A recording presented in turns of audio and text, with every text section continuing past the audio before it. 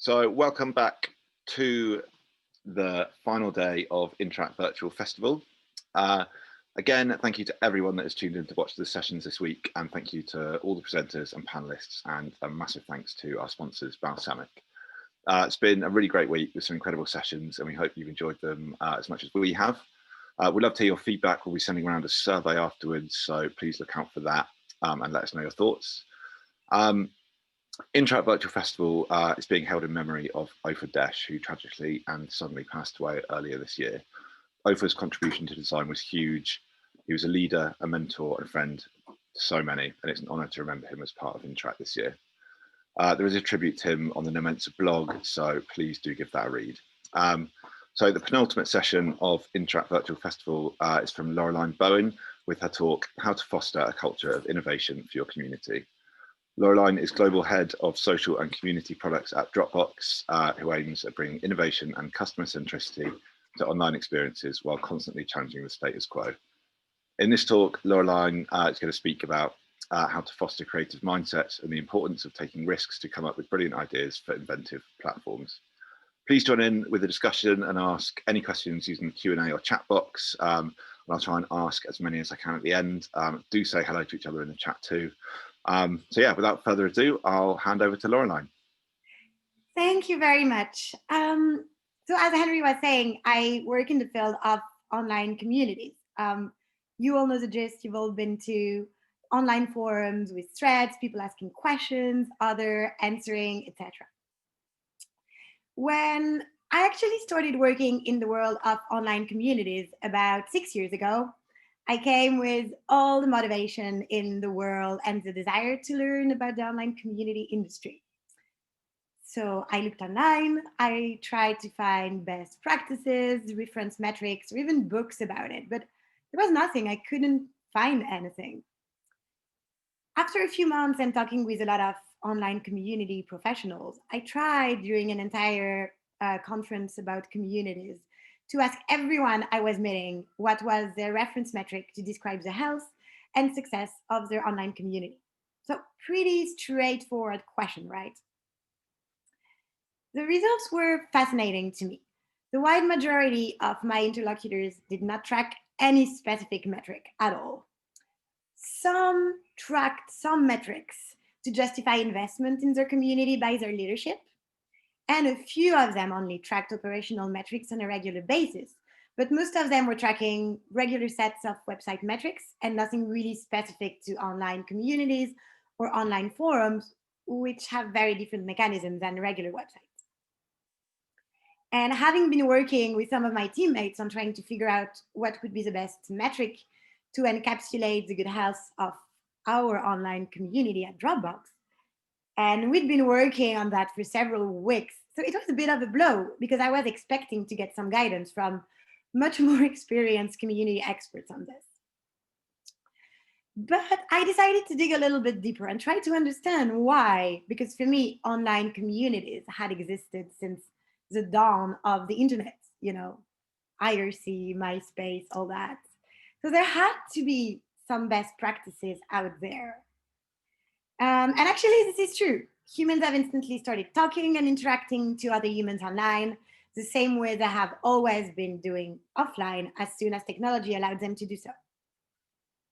As you can see here, I recreated a chronology of online communities to understand better what happened there and why there was not so many documentation available for me to run the Dropbox community.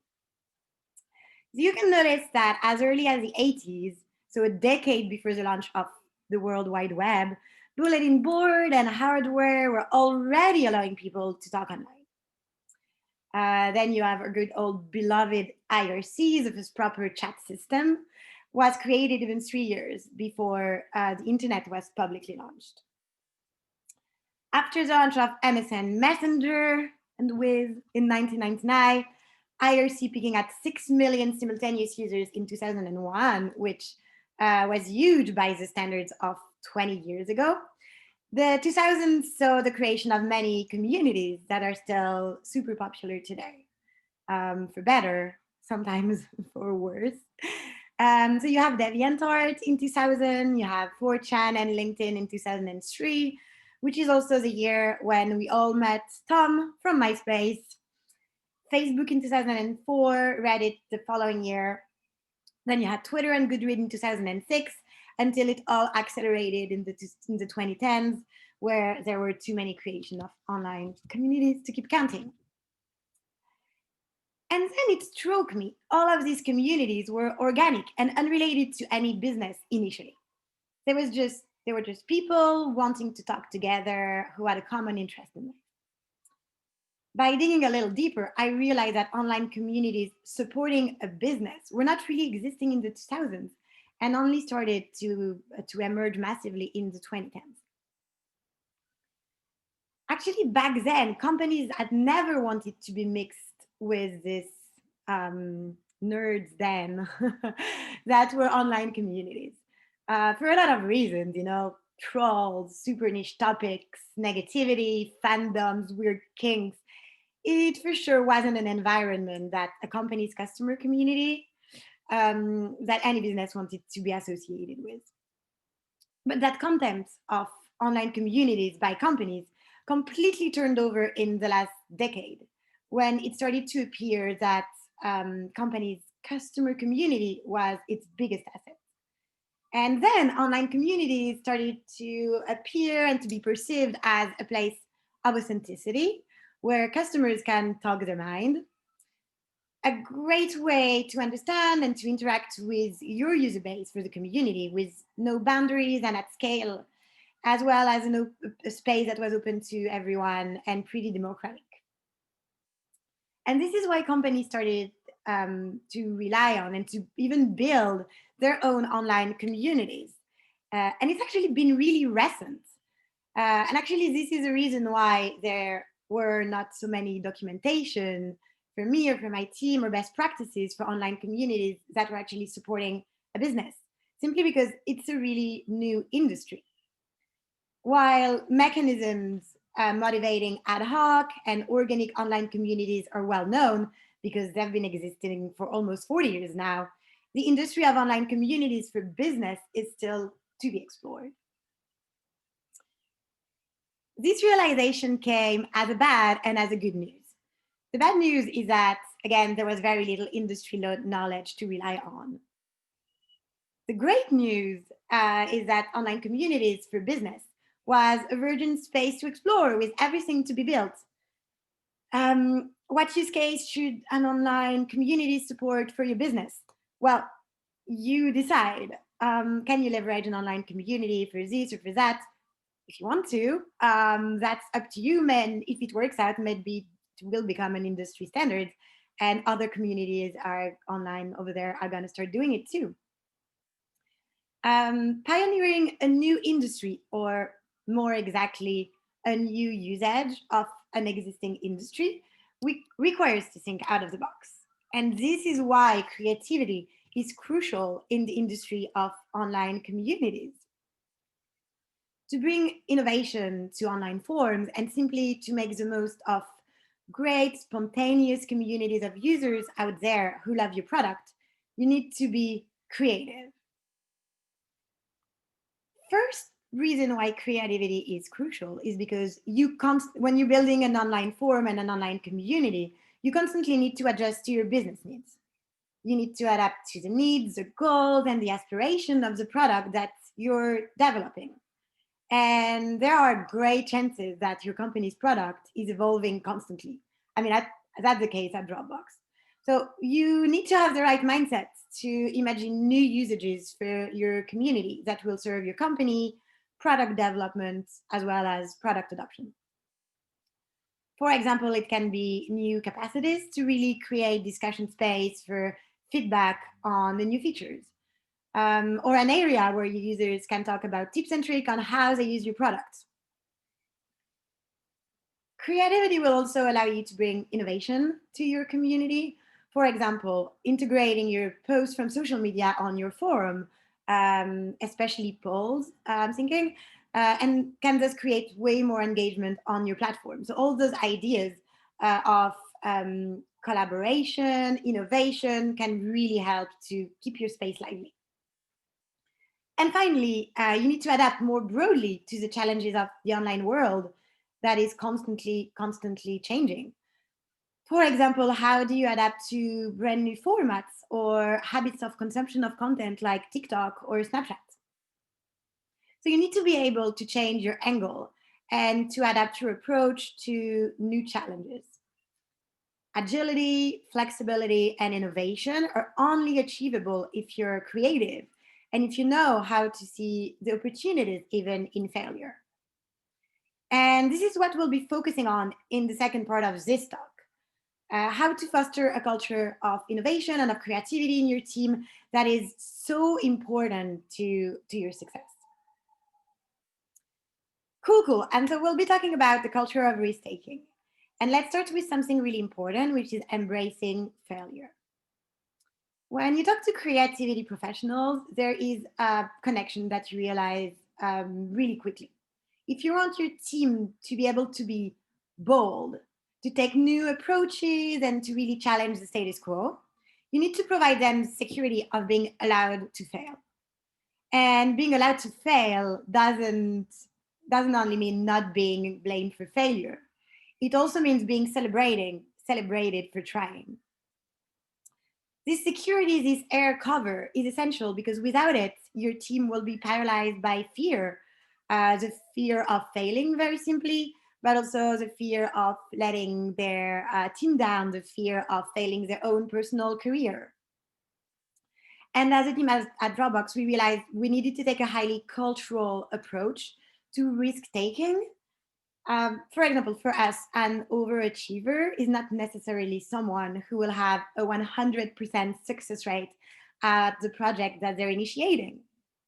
It would be more someone who might have, let's say, a 60% success rate at the project that they're initiating, but who constantly set themselves ambitious goals, tries to consider problems through a different angle, and thus brings loads of new perspectives to the business.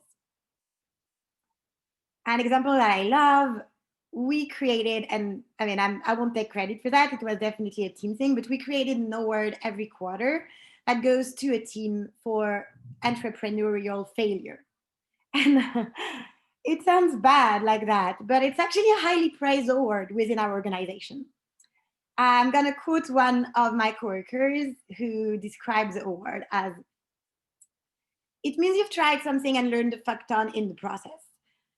You took chances and went out on a ledge and came out on the other side still standing. It is the award that speaks to the character of the team more than any other." Pretty cool, right? Um, okay, then creating a space for candid ideation. The culture of risk taking has to start from the very beginning of your ideation process. You want ideas to flow freely. You want your team to collaborate, to confront ideas and aspiration freely. Ideally, every member of a team would always feel confident to voice concern, disagreement, or any point of dissension without the fear of retaliation on their career. To get there, a good way to start is to organize ideation sessions. So brainstorms or retrospectives after projects, where everyone in the team can give a genuine opinion on the current issues and suggest how to go forward. And it shouldn't be about finger pointing when you're analyzing issues. It's really about how to fix them in the future and to avoid them in the next project. But only organizing those sessions, while great, isn't enough. You have to ensure that everyone is heard, that everyone's voice counts equally, and that it's a safe space where it's okay to be honest and candid without judgment. It is definitely a muscle to flex, and it comes with practice, but being able to address all the spicy questions in a space that feels safe is the best way to get the most of everyone's creativity and to move forward fast and in the right direction, which is important. All right, finally, practice your ambition. While we're always in the weeds of the everyday operational work, and I guess it's exactly the same for all of you, it is sometimes easy to lose track of the big picture. What I define useful is to really build time with everyone in your team dedicated to strategic and ambitious thinking. It can feel like a waste of time, especially when you're fighting all the fires out there, to dedicate 1 or 2 hours for all of your team during a week to talk about what you would do if you had infinite budget or time. But great ideas often come from this. It's always a way to change your mindset about a whole list of tasks that do feel vital when you're doing them, but that aren't essential after all, and that could be automated or sometimes just simply abandoned. There's a lot of things that we're doing out of habit, and changing your mindset can really help to reconsider them. And it really helps to focus on the essential to avoid being distracted by tactical tasks and to prioritize brutally sometimes. One mistake that a lot of companies are doing is to only include senior leadership in strategic thinking. And this is a massive mistake to me because, first, senior leadership might be totally missing the operational and tactical angle, and they might not be the best people to understand what's happening on the field. But also because you want everyone on your team, junior or senior, to constantly have in mind this responsibility of shaping the strategy of your team. It makes the whole strategic process more collaborative and richer and with much better outcome actually. By doing this, you're injecting strategic mindsets in every decision taken by your team. All right. So once you've achieved this culture of risk taking, you want to spread the word about what you're doing in your company. Another aspect that proved vital in growing our online community was making sure everyone in our org was understanding that we were pioneering something new. It was super helpful for our creativity because it fostered collaboration. First, if other parts of the business know that you will be trying new things, they will be way more tolerant to the adjustment that need to be done. It moves them from a passive standpoint to being an actor of your tentative to bring something new to the world. And they will be way more prone to give you constructive feedback and to help you than to judge your work. Also, you can appeal to the creativity of the rest of the business. Every time we meet with other teams, so for example, product, engineering, sales, we tell them that if they have any initiatives that they would like to launch on the Dropbox online community, they should reach out and we'll do all of our best to make it happen. And it actually ended up happening several times. Great ideas have sprouted from collaboration with other part of the business who have different perspectives and various business needs. So in some ways, it's like delegating some part of the ideation process to other teams. And it really is a win-win situation because you help them solving a business problem with the power of the Dropbox community, for example, and they will help you with new use case for your online form. So making sure that you take the time to talk about your experiments and your ambitious projects to other team in your company is super important. All right, now moving to my favorite one. Um, every year at Dropbox, we have an event that is essential to our culture and creativity. This event is called Hackweek, and it's probably my favorite week each year at Dropbox. Mostly because you see people running in the office with jigsaws and Raspberry Pis and spray pens. But what is Hackweek? Well, each year since 2011, every Dropbox employee gets a week, a full week, to step away from their day-to-day job to pursue their ideas, no matter how crazy or risky they are. Innovation happens on all fronts, with projects ranging from those that make a difference to our customers and our company to those that impact our own development. I mean, when you think that Hackweek even begets Dropbox the musical, you tend to think that only the sky is the limit, really. Hackweek is all about following your intuition and indulging in your curiosity without having to ask for permission, like some kind of unscripted exploration. And actually, a surprising number of Dropbox features were actually born during Hackweek, which might seem crazy, but when you tell everyone in your company to quote unquote do what they want, guess what? They come up with fantastic ideas. Who would have thought? But a lot is happening behind the scenes. For this to happen, many people have been involved to create an environment where everyone can challenge themselves to bring audacious projects to life. First, Hackweek is a week where everyone stops entirely their day-to-day job, and it wouldn't be successful if it wasn't the case. This can be tricky or really challenging, and it means that less will be achieved during the months or the quarter. It does require some planning and some adaptation to some teams who cannot go offline, for example. But overall, it's a sacrifice you have to be willing to make. Then there has to be trust in the company that Hackweek is not just an announcement, and that everyone will really be allowed to work on the project of their choice. For that, it is super important that managers cancel any recurring meeting, that they would participate to Hackweek themselves, and that they're super proactive about encouraging participation. And finally, Hackweek is for everyone in the business, not only engineers. Innovation doesn't necessarily have to do with technique only. Most successful teams at Hackweek are composed of technical and non-technical people. And for example, you have sales and support folks. Well, they always bring something to the table, which is customer insight. And it can be a bit underrated by some. We've all seen that, but always makes a difference, really. I've been so amazed to see some teams of people from totally different parts of the business manage to have amazing ideas and understand one another in front of a whiteboard, bubbling with inventiveness and come up with fantastic projects. But what long-term outcome can something like Hackweek have?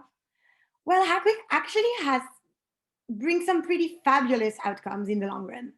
As I was saying, some of the most popular ideas in the actual Dropbox product were seeded during Hackweek. I have an example for the Dropbox online community specifically. One super talented teammate actually managed to fully launch actually a dark mode for our threads in only 1 week, which is quite incredible, and it's something that is really cool and appreciated by a lot of our community members. However, just one point on the fact that everything at Hackweek is not only about building the new features for the product. Hackweek is more a change of mindsets, really, and introducing innovation and creativity in the way you're thinking, thus in your everyday job. We try to keep this mindset during the entire year, and every year Hackweek is a bit of a booster shot to celebrate and give way to this scrappiness. And well, it's always quite a terrific and a really fun experience too. All right. Does any of you have any question? Awesome. Thank you so much for that, Laureline. That was amazing. I absolutely love the sound of Hack Week. What have been some of your favorite projects you've worked on? That's a great question. Okay, I actually worked on. There was two projects that I really loved. One, and that's actually a fun one because it wasn't technical at all. But Dropbox had a lot of kind of education videos about the products, and they were only available in English. So during Hack Week, I set up a little studio to record all the foreign people in the office, each dubbing the videos in other languages. And it was super cool because in 1 week we managed to, I think, to release those videos that were a little cartoony face in 7 or 8 languages, like Danish, Spanish, German, French, etc. And yeah, that was really cool. Another project that I worked on was actually a project using Alexa to actually replace our help desk when they were not available or off hours. And you could actually ask questions, where do I find the password for the Wi-Fi? How do I connect to the VPN? Where can I order a new cable for my smartphone? Stuff like that. So that was really fun and scrappy. Awesome. Thank you so much. I mean, you mentioned, you're, obviously kind of, quite quite community focused business. I mean, how much like do you kind of get feedback from your community and also kind of mix that with user testing and kind of building new products? Like what's kind of mix between the feedback kind of you get? So said that again. So you get a lot of feedback from your community about kind of what features you have kind of within the Dropbox product. I mean, kind of how do you combine that kind of with user testing? Oh yeah, sure. So that's really interesting. So the community, most people would have opinions on your product, but it's very quite difficult to really get people's opinion to really capture this. Social media is pretty good for that, communities as well. But a lot of people would not, I don't know, create a support ticket to give you feedback on a feature. And so the feedback we get on the community is really more on top of the funnel. We channel all the ideas, the feedback. We had a lot of votes on the community directly to our product and engineering team. And from there, they are doing user testing that is more qualitative, goes more in the weeds, but the community gives you a more quantitative vision and allows you to understand really the volume of feedback that you're getting. Awesome, thank you. Cool, we've got a few questions here. We have a question from Kevin. How do you manage creative solutions that might take longer to build than what is allocated for a project? So I guess, when I was talking about really making the time for strategic thinking, that is exactly when you think about where you are, what is your ideal state, so where really you want to be in 1 year or 3 year, and from there you try to really draw the path between where you are now, where you want to be. And sometimes you realize that there are some big blocks that you really need to figure out. For example, we did a redesign of the community about a year ago, and because this was essential, because we realized that the customer journey was not great, that users were struggling to find the information that they were looking for. And this was a really big project. It took us a good 6 to 9 months between, the idea to actually launching the new community.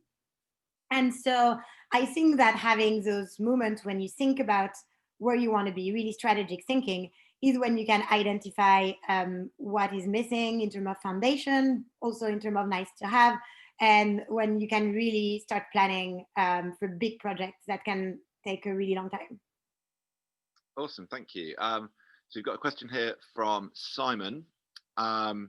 He says, your presentation made many brilliant points about fostering a collaborative culture and touched upon the concept of psychological safety without mentioning it. Does psychological safety play a role in your thinking about collaboration? Yeah, I mean, it's something that is really important. And the difficulty of that psychological safety is that it relies on everyone, if that's horrible to say, but if one person would bring judgment or not the right mindset to some kind of brainstorm or retrospective, it can really spoil the entire experience for everyone. So it's important that everybody considers themselves kind of guardians of this culture and of the psychological safety. And it happened to me to be in some kind of retrospective, again, when it's really about identifying problems that happen, not to find someone that is guilty or to point fingers, but really to identify what didn't work well and how you can make it work in the future. And I know that in some maybe more traditional company, people would be trying to defend themselves. So it's important to be vocal and to say, we're actually not here to find someone who is guilty. We're actually here to really try to improve the experience and the project in the future.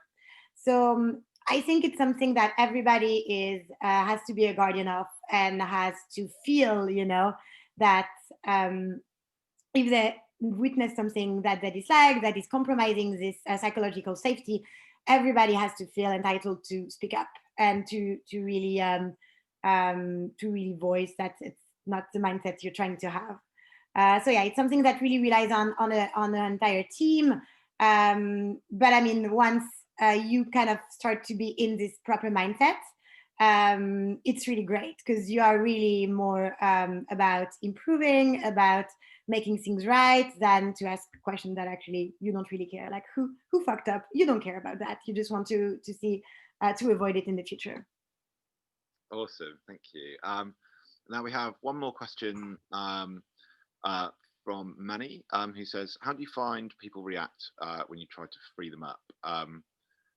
Do you find the British have a culture of towing the line and being more reserved, or the opposite?"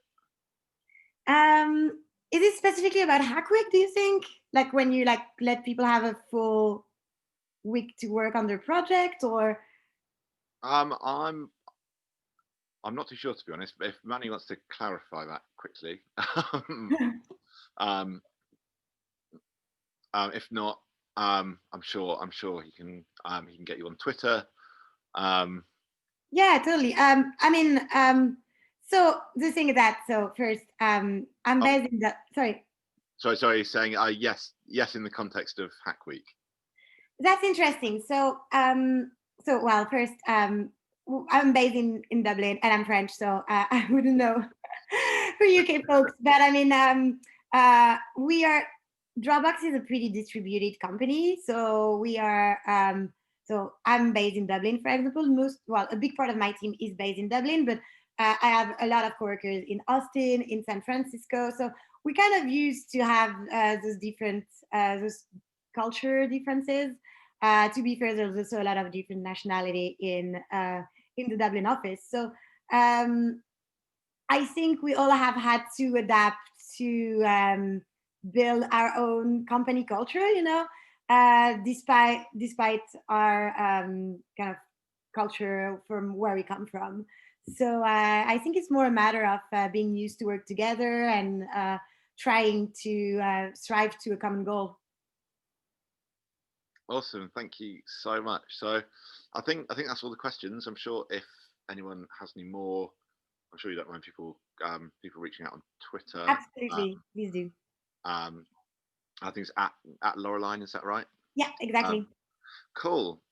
Also, no, thanks so much for that presentation. That was so good. I mean, we have one more presentation left of Interact Virtual Festival at 3:00 today, which is Dan Klein in conversation with Richard Saul-Werman, who we're really, really excited to welcome to the festival. Hopefully you can all tune in for that. And yeah, we'll see you at 3:00. And yeah, thank you very much, Laureline. Thank you very much. Have a lovely end of day. Thank you. Bye.